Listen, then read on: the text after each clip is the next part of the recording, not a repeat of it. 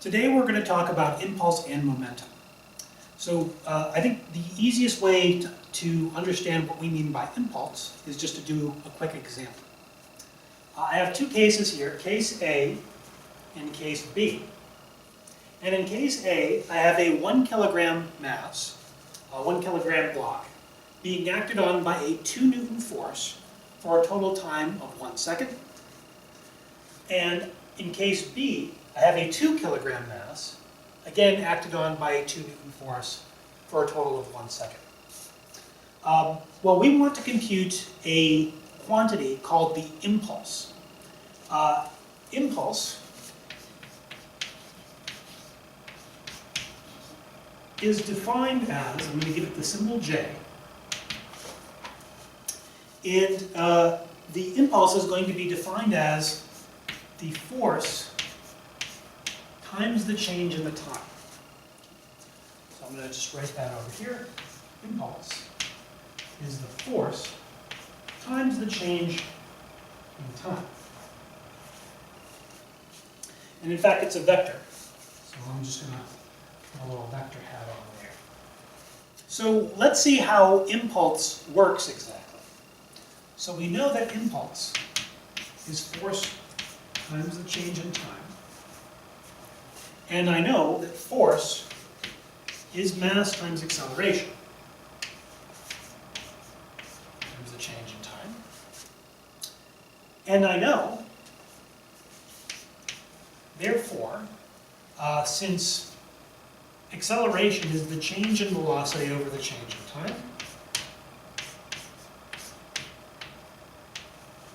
that the impulse will just give me the mass times the change in the velocity, since the delta t's cancel. So impulse is defined as the force times the change in time, which I can use to find the mass times the change in the velocity. If I want to know how an object's velocity changes, I can look at the impulse. So let's just do that quick. I can tell, because I have a force here of 2 newtons, force in case B of 2 newtons, and a total time of 1 second, I can tell that the force times the change in time should give me an impulse of 2 newtons times 1 second, which should give me an impulse of 2 Newton seconds. Newton seconds are the units of impulse. Well, I can use that to figure out how much the velocity changed in each case. I know, because my impulse equals the mass times the change in velocity, that the change in velocity for case A will give me delta V equals the impulse divided by the mass, which would be 2 newtons divided by 1 kilogram, or excuse me, 2 Newton seconds divided by 1 kilogram, which would give me 2 divided by 1 is just going to be 2. And that'll give me meters per second. Similarly, if I do case B,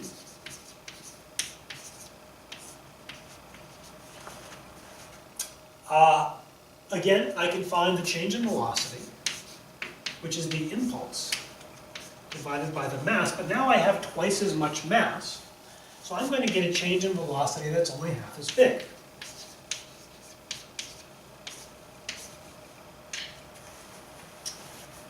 Now, despite the fact that A has twice as much velocity as B, the impulses are the same. The same impulse in both cases. We're going to explore this idea of impulse a bit further because it has to do with something that's very important in physics called the conservation of momentum.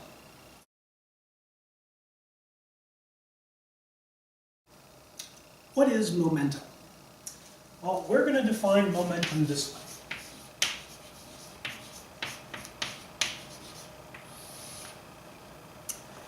We see that impulse is the same as the mass times the change in the velocity.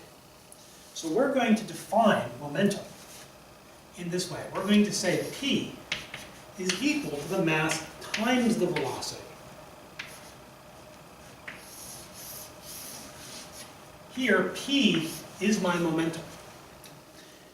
Since it's mass times velocity, the units are going to be kilograms meters per second.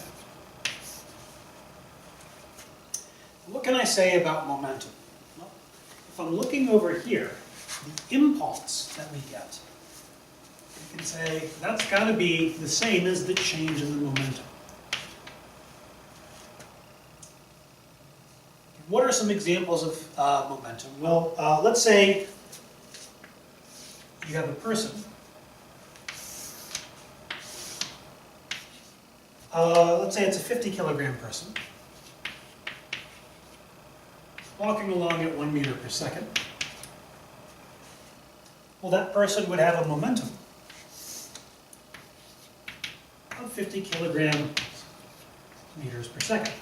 Right? Not too hard. Momentum calculations are pretty straightforward. What if I had a bullet? Well, bullets move much faster than people do, generally speaking. Let's say you had a bullet moving at 5,000 meters per second, and it was a 10-gram bullet, or equivalently 0.01 kilograms. Well, again, the momentum would be the mass times the velocity, which would mean that the bullet's momentum was also 50 kilograms meters per second, just as the person's momentum was. So what can we say from this?